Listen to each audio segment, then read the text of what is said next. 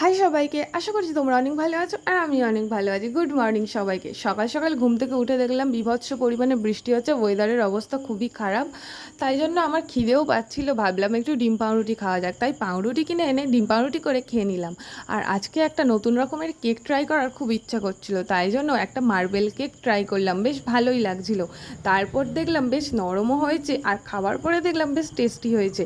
আর তারপরে এলো হঠাৎ একটা কাস্টমারের ফোন, বলা হলো আজকে আমার একটা কেক দিতে পারবে।